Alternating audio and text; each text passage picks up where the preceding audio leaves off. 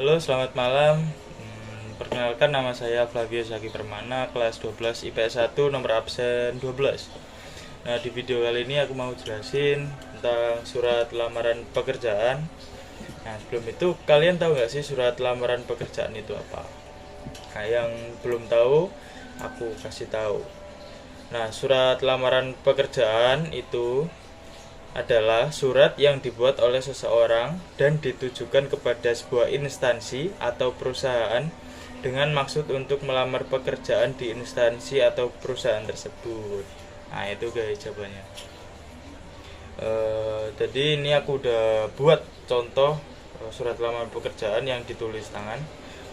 Dia aku mau jelasin aja. Nah, kita langsung aja di sini. Oke. Yang pertama itu tempat dan tanggal. Berbeda dengan surat dinas, surat lamaran pekerjaan tidak memerlukan KOP surat pada bagian paling atas. Nah, langsung aja menuliskan tempat dan tanggal penulisan secara lengkap. Seperti ini contohnya. Surabaya, 14 Agustus 2021. Penulisan lengkap, tidak ada disingkat. Pada bagian akhir tidak diberi titik. Posisi umumnya ada di sebelah kanan, bisa juga di sebelah kiri. Lalu ada halaman dan lampiran. Setelah tanggal, di bawahnya adalah halaman dan lampiran. Posisinya ada di bagian kiri. Halaman biasanya diisi dengan lamaran pekerjaan dan lampiran diisi dengan jumlah dokumen yang terlampir. Lalu di bawahnya ada tujuan surat. Nah, selanjutnya adalah kepada siapa surat tersebut ditujukan, yaitu tujuan surat. Tidak perlu menggunakan kepada, langsung tulis saja yang terhormat atau YTH penerima surat lamaran. Biasanya penerima surat lamaran hanya menyatakan jabatan. Hanya perlu menuliskan jabatannya, tidak usah menggunakan bapak atau ibu. Penulisan jalan jangan disingkat. Penulisan alamat usahakan tidak lebih dari 3 baris. Tidak perlu menggunakan tanda baca titik pada akhir setiap baris. Selanjutnya, salam pembuka.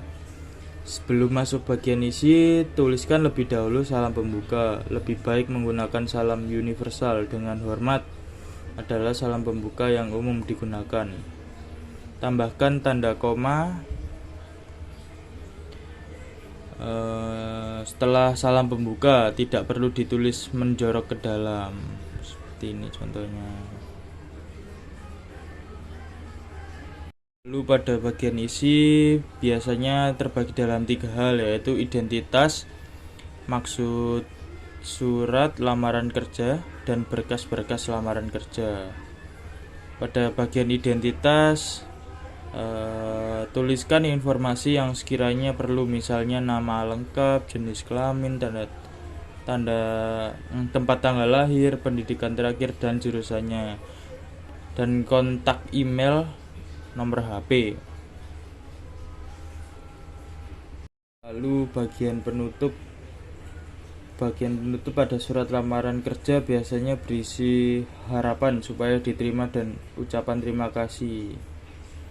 Contohnya ini bisa kalian lihat.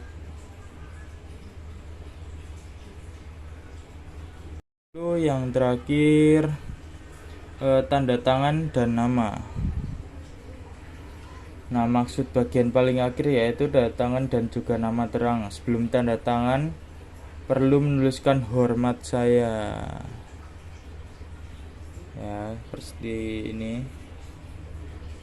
Nah, itu tadi struktur surat lamaran kerja yang tepat. Kalian bisa mengikuti informasi seperti ini. Nah, ini daftar riwayat hidup. Daftar riwayat hidup yang pertama tentunya informasi pribadi atau data pribadi.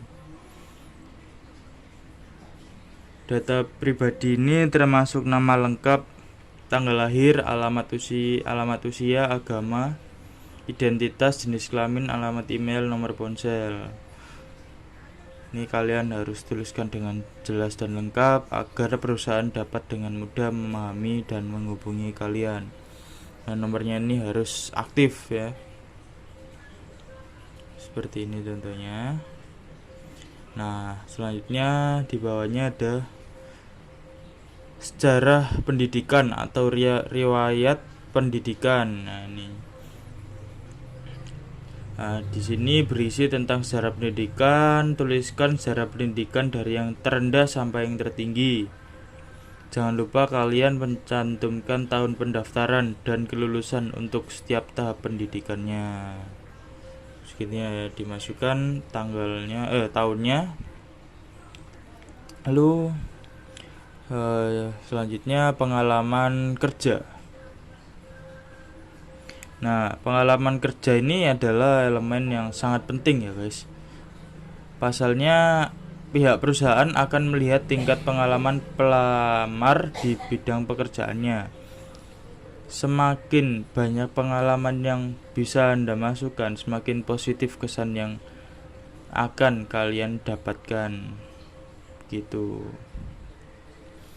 Pengalaman kerja. Ini bekerja di kantor advokat Pujiwajono SH, MH dan rekan sejak 2020. Ini kantor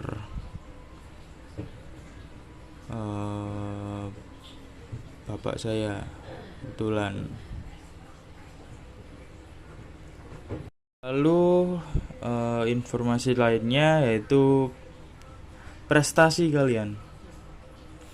Bila kalian ada prestasi atau gelar apa, pernah juara apa, kalian boleh tuliskan